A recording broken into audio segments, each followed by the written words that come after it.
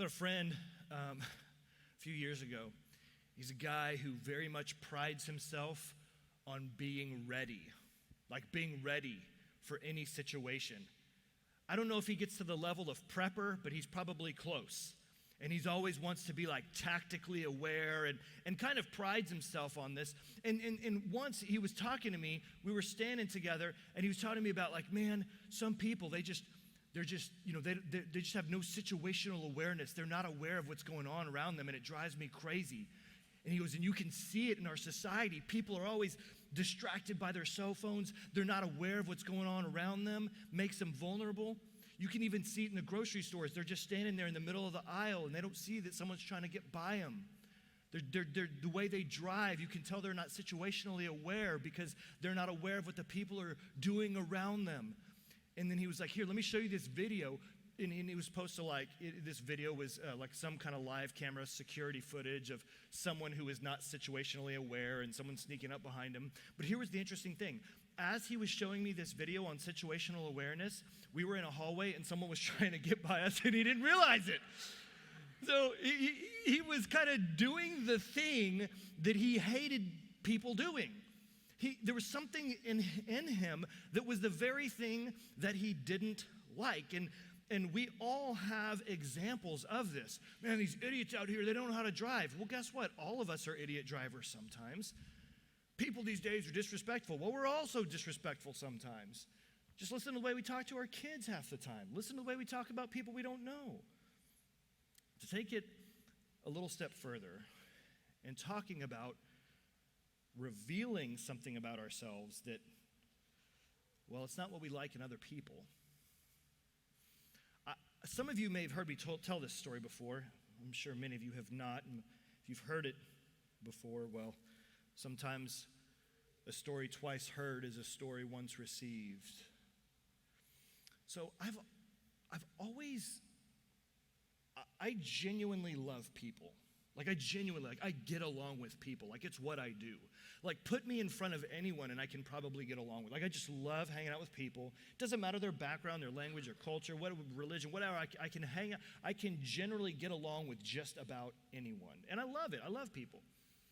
And I've considered that part of my, like, who I am. Like, I want to be a safe person for people. And so for many years of my life, people feel comfortable coming to me with difficult, dark things that they've never shared with anyone. And I want them to find a safe place.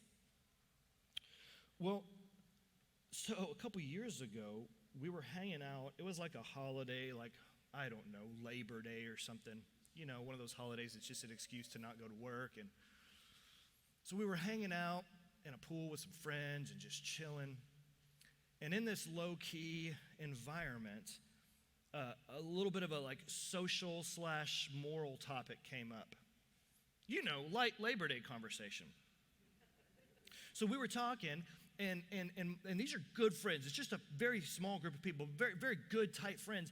And so we started talking, and I kind of took a little bit of a different position than someone. So we're just kind of talking, and so I start asking questions, and they're responding. And so I start asking more questions, and no one's raising their voices. No one's yelling.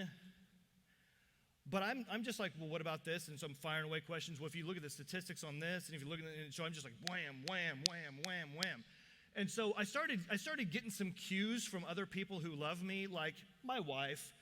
The cues like, turn it off. I'm like, no, I'm cool. Like, we're just asking questions. We're cool here. Like, no one's like, we're just talking, right? This person's talking, I'm talking, we're good. And I don't take the cue, right? So pretty soon, one of my other friends is like, hey, Paul, bro, this is not, it's not going anywhere. Just. I'm like, no, because we're talking, we're friends, we can talk. I just kept going. And pretty soon, my friend who loves me, he was like, Paul, you think you're convincing us of something? You're just making us not like you. So he's like, but I'm like, no, it's good. We just talk, you know. And it gets, and again, no one's voice is getting raised. My voice isn't getting raised, but I'm just like, I just turned into this debate mode where I'm just going to steamroll this thing, and I'm going to win the debate. So it got actually pretty tense. And everyone dispersed for the night. And my wife shared with me later on that night, she goes, I feel like I just witnessed you mow over some of the closest people in our lives.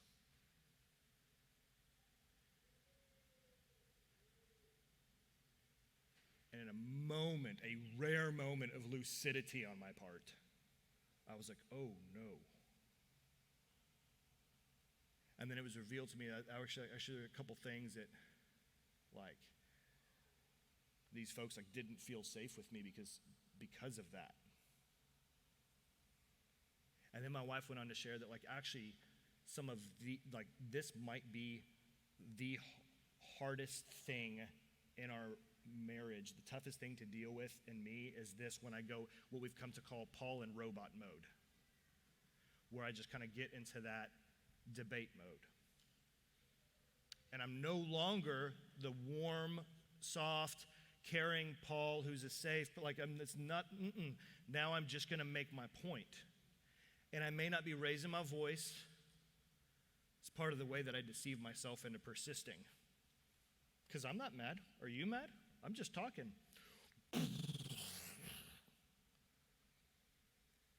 She was like, yeah, this is probably the thing that has made me struggle most in our marriage. And I'm like, are you sure? Because I've done some really stupid stuff. This wins? No. I realized, guys,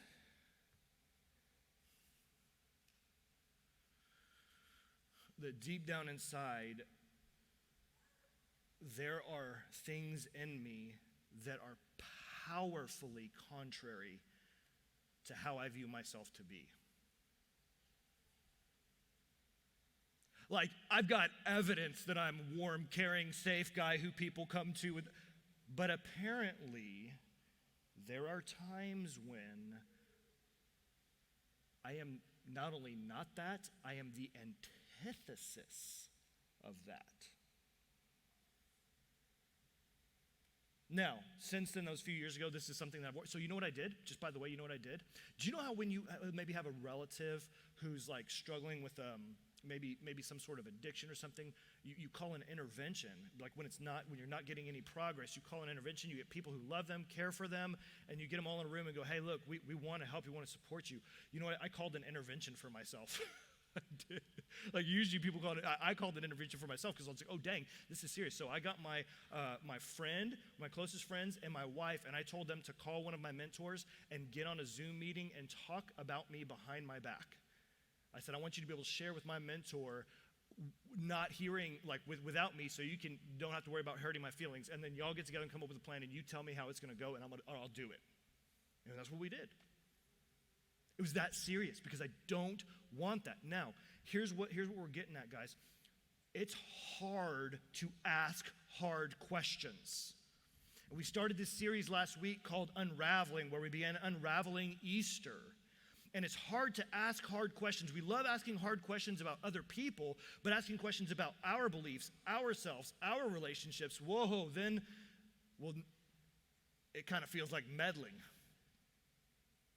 And so we figure if we're going to be an honest church where we can ask honest questions and be real people, let's just pull the thread on this stuff. Last week we began pulling the thread on God, Jesus claims, and now this week we're pulling the thread on ourselves. Now here's the thing, because I think we can all agree I think most of us can agree that something's not right in our relationship with God, self, and others. In our world, in our society, we can look around and go, yeah, something's not right. The way we view God, the way we view ourselves, the way we view others, something's not right. And we can't, God's job is to do God's job. He alone can change people's hearts. We can't. And we can't control other people. Only they can make their decisions. So the question is, what is our part? Well, our part as a church is to create environments. This church exists to create environments where people can experience peace with God, themselves, and others. And so as we ask these hard questions and begin pulling the thread and unraveling this stuff, last week we did that with how we view Jesus. This week, we're doing it with how we view ourselves. And then next week, we'll talk about how we view others. But what I love in the post-resurrection, because we're still kind of in the Easter season, we see Jesus rise from the dead. One of my favorite people to watch is Peter. Peter is like, I think I can relate with him in some ways, because he's kind of a jumper. Jesus is like, hey, Pete, let's go here. He's like, yeah, let's go, man. Like, he's one of those guys, and I can relate to that. And so, like, he was very protective of Jesus. He was very, he wanted to know what Jesus was saying. So, for example, there's some rumors going around about who Jesus was. And in Matthew chapter 16, by the way, I'm going to be going through a lot of Bible verses today, but we're landing on John 21. So if you've got a Bible, you can go to John 21. That's where we'll land. But Matthew 16, it's kind of one of those situations. We're going to be in Matthew 16:13. When Jesus came into the district of Caesarea Philippi, he asked his disciples, who do people say the Son of Man is? And they said, well, some say John the Baptist, others say Elijah, others Jeremiah, or one of the prophets. And he said to them, but who do you say I am? Simon Peter replied, you are the Christ, the Son of the living God. So Peter knew the right answers about Jesus. He knew the right answers about Jesus. And he was very protective of Jesus. We see later on in verse 21, from that time on, Jesus began to show his disciples that he must go to Jerusalem and suffer many things from the elders and chief priests and scribes and be killed, and on the third day be raised. And Peter took him aside and began to rebuke him, saying, far be it from you, Lord, this shall never happen to you. So Jesus was saying, part of my mission is to go die for the sins of the world. And Peter was like, no way, man. Can't. He was very protective of Jesus. Even when Jesus was being arrested in Matthew 18, Jesus was in the garden with his disciples. They were praying. The guards came up to arrest Jesus, albeit wrongly. And in Matthew 18:10, when they came to arrest him, later on in John 18:10, when they came to arrest Jesus, look what happens. Again, we see this jumper that Peter is. So we're in John 18:10. It says this, Simon Peter, having a sword, drew it and struck the high priest's servant and cut off his right ear. So when Peter's there, he's got the right answer. He's like, man, I'll follow you anywhere, God. And then when someone tries to mess with Jesus, he's like, I got a sword. I'll use it, fool. I live in Texas. I got a concealed carry. And whatever. He's ready to go. And I mean, you see this. And so you see a hint of who Peter truly is. But then we see that this is actually kind of a false self for Peter. He doesn't see the negative implications of who he truly is. And Jesus gave Peter a heads up that remember that story I just told you about how there were some parts of me that were drastically different than how I viewed myself. Drastically different. Peter does this, hears this from Jesus. Matthew 26, look at this, Matthew 26, verse 31, Jesus said to them, you will all fall away. He's talking to his disciples. You will all fall away because of me this night. For it is written, I will strike the shepherd, and the sheep of the flock will be scattered. But after I'm raised, I'll go before you to Galilee. And Peter answered, though they all fall away because of you, I will never fall away. Jesus said to him, truly I tell you, this very night before the rooster crows, you will deny me 3 times. Peter said to him, even if I must die with you, I will not deny you. And all the disciples said the same. Peter says, I'm not the kind of guy who denies Jesus. I'll cut off a fool's ear. Just like I said, I'm not the kind of guy who mows over people. Remember, I'm the nice, warm, gentle, caring Paul. And if someone would have said, Paul, you made people uncomfortable because you weren't safe and you kind of mowed over them, I'd be like, no. I'm the safe guy. I'm the nice guy. Peter would say, no, I'm the guy who wouldn't deny you. I'm not that kind of guy. I can't stand those kind of guys. Pansies. Well, the arrest happens. And wouldn't you know, Peter kind of hangs back when Jesus is being taken off. He's kind of staying at a safe distance.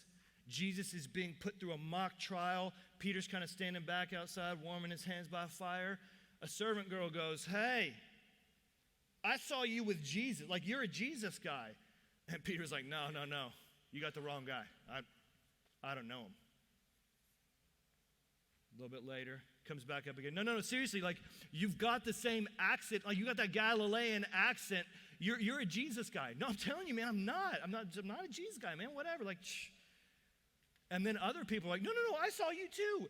And then Peter comes out. He starts calling down curses, denying, I will be damned if I know that man. That's what that sounds like, to call down curses. Whew. Talk about an accurate view of self. Talk about your view of yourself beginning to unravel, just like my view of myself began to unravel. Peter's self-image is unraveling, and so the truth can sometimes hurt, and we've got to ask ourselves the question, when the hard truth is presented to you, do you excuse it, deny it, minimize it, or do you own it? Like when a hard truth potentially comes up, because apparently in my life, that situation I was telling you about, apparently we had that conversation before, and I just denied it or excused it or argued my way out of it. I know none of y'all have never done that in your marriages, but apparently I did. Well, I wasn't raising my voice. What do y'all do? Well, it's pretty common for people to struggle with this. How do you minimize your struggles ever? Well, it's not as bad as, well, I mean, certainly someone in my situation would have, and we excuse it, and we minimize it, deny it, or we put it back on them. Well, I mean, maybe what you said is true, but the way that you said that, I mean, well, I mean, you told me that like on Wednesday, and you know Wednesdays are hard days for me. We'll do anything. Will we own it? Is there at least a possibility that there is something in you that is the opposite of how you view yourself? So unraveling our false self and discovering who God created you to be requires a willingness to receive hard truths about yourself. So Jesus is crucified, abandoned by almost all of his disciples, except John and the women. The women have the courage to hang with Jesus. Hey, ladies. While the guys are off, was that Monty Python? Brave babe Sir Robin turned his tail and fled. Like that's kind of what sorry, that was old school. I don't know where that came from. But that's where the disciples were. All the courageous disciples were hiding in a locked room. We'll send the ladies out there on recon. I mean, like what? So Jesus rises. He rises from the dead. He appears to some of the disciples. He appears to groups of them. He appears to the women. He appears to groups of people.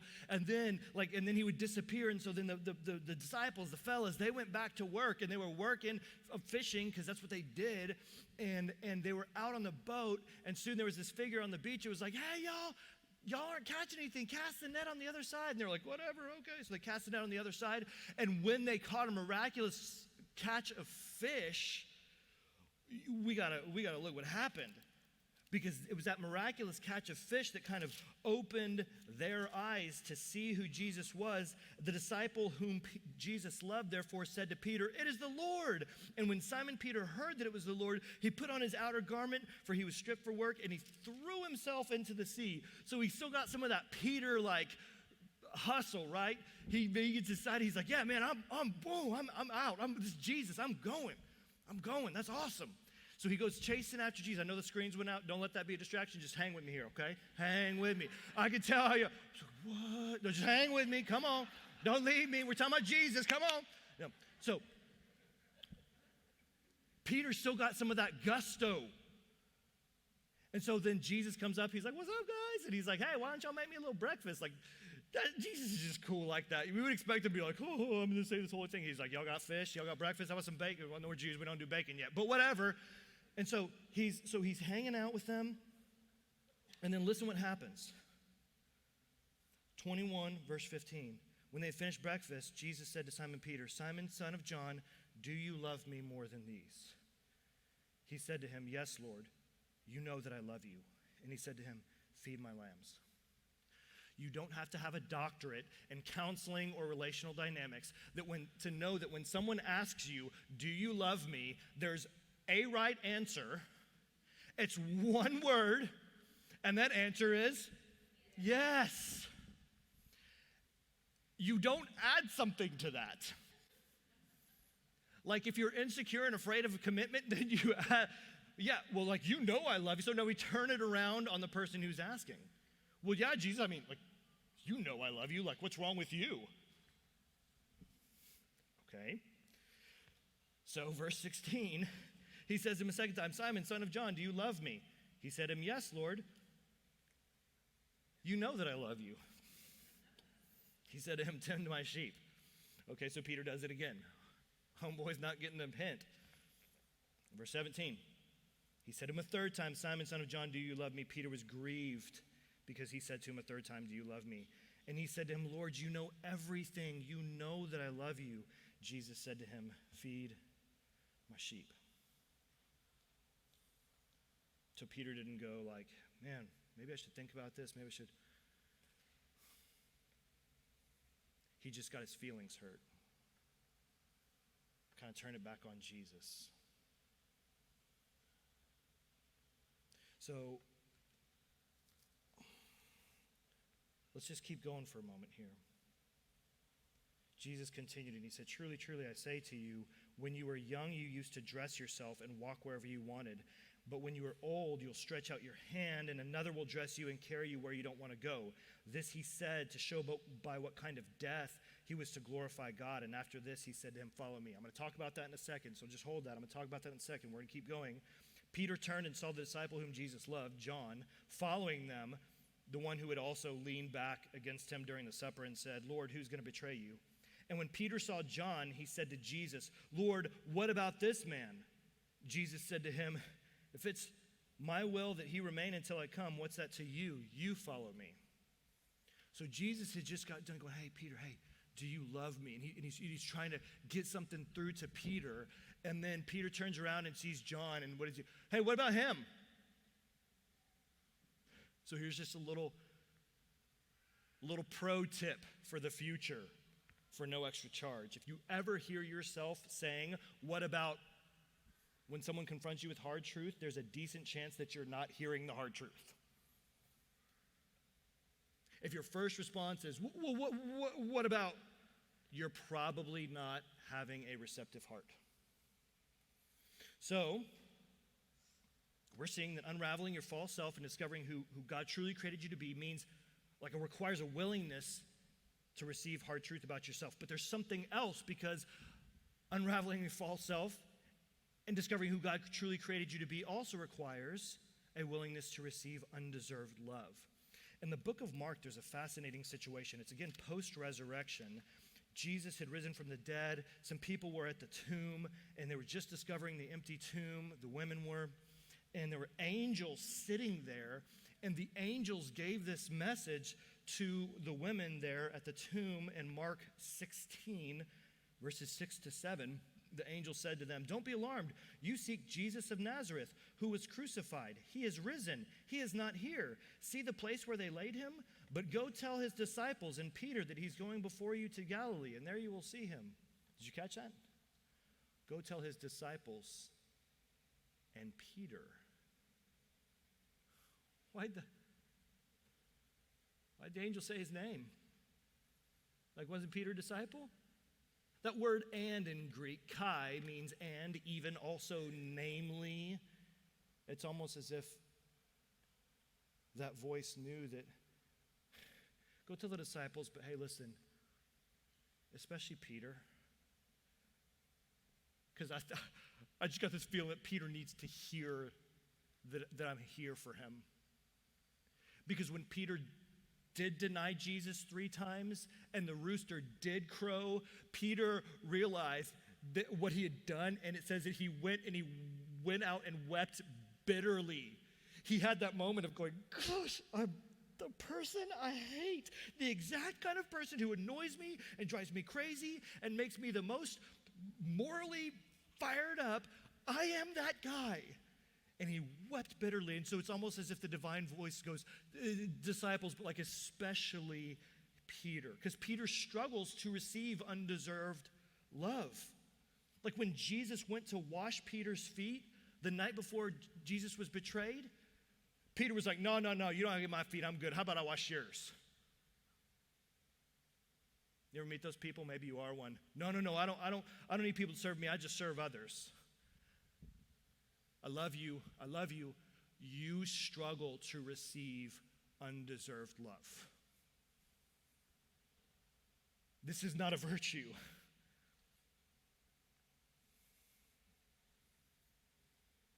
Undeserved love. No, I'll just serve. I'll just do this stuff. Sometimes the reason I think we keep ourselves so busy with good stuff and bad stuff is to avoid hearing truth and love. Because if we just keep ourselves busy, then we're like, no, I'll wash the feet, Jesus. Hey, you want me to wash the dishes too? I'll scrub the walls too, Jesus. You wash their feet. Peter, buddy, you need this. Like, are we willing to receive undeserved love even in our most embarrassing? In our most embarrassing, shameful moments. Like, do y'all think it's fun for me to share with you guys what an idiot I was in the pool on a Labor Day weekend? I need to be able to receive undeserved love. Are you okay receiving love that you didn't merit? Like, this is why Jesus came to die. Because we can't merit, like we can't do enough good stuff to earn God's love. We can't do enough good stuff to earn eternal life. Jesus comes and he earns it for us. It's unmerited, it's unearned. I think we don't want unmerited love. I think we don't want undeserved love. I think we just want to impress people. We want the affection that comes from people thinking we're awesome. This is why when we do something wrong and we apologize to someone, if they say, I forgive you, we're like, what? We want them to say it's all good because you're such an awesome person. It's hard to hear, I forgive you, you did wrong, and I love you anyways. I think we don't want undeserved love. I think we want to just impress people. So Jesus comes to give us undeserved love, but it's more than just undeserved love and acceptance. Why does Jesus ask Peter 3 times, do you love me? Feed my sheep. Do you love me? Feed my sheep. Is it because Jesus doesn't know? Peter was right. Jesus does know all things. Jesus knew this. You know why I think it was 3 times? Because I think Peter needed to hear it 3 times. I think Peter needed to be reminded, I love Jesus. I think Peter needed to be reminded of what Jesus was going to do, because that language, feed my sheep, tend my sheep, feed my sheep, that's pastor language, that's leader language, that's apostle language. Jesus is going, buddy, I know you denied me, but I love you, and not only that, but I'm empowering you and will empower you to change the world to the extent we see in John 21, 18 to 19. Remember that part where he says he's going to show him by what kind of death he's going to die? Peter, your love for me is so great by the power of the Holy Spirit, you're going to go so far that you actually will die for me. Isn't that amazing? Jesus doesn't just love us and accept us. He empowers us to a newness of life that we couldn't even imagine, that we wouldn't dare imagine. So yes, Jesus will unravel our false self, but he'll reveal something greater in you than you ever dared imagine. That's amazing. Like, we are seeing that here at CrossRoad Church.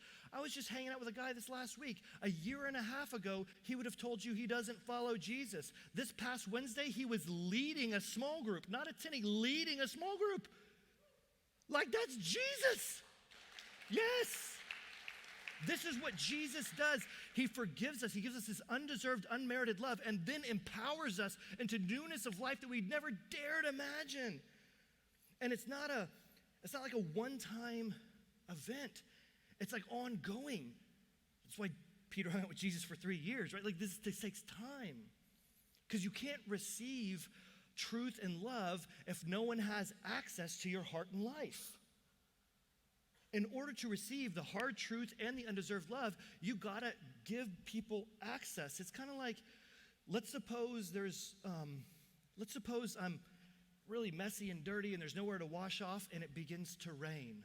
And I'm like, oh, I need this rain to come and rinse me off. But I hold an umbrella over half of my body because I'm really ashamed of this dirt over here. So we'll let this wash off, but we're just going to kind of pretend like this stuff isn't here. I'm not giving access to that which will clean me. And then when I get cold from the rain and I need the sun comes out, and I need the sun to come and warm me up and dry me up and kind of invigorate me again. Then I just cover up half of my body from the sun. It's like, well, that doesn't make sense, but that's what we do. We have certain areas of our life where we'll go, yeah, I'm just going to keep that under here. And half the time, we're not even aware of it. Like me in the story that I told you in the beginning of this message. What area of your life do you hide from access?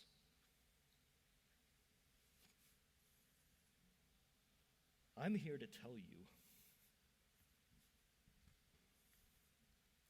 that not only does Jesus bring abundant forgiveness for that, he will bring life and purpose out of it. And it will be greater than you could ever dare to imagine. And so what I want to ask you today is, what is your next step in giving God and trusted other people access to your heart and life so that you can receive truth and love? I'm going to say that one more time. What's one next step you can take to giving God and other people access to your heart and life so that you can begin to receive truth and love? I'm here to tell you. The Bible says he has more for you than you ask or ever imagine. And it's true for you too. Maybe it's just as simple as asking for help.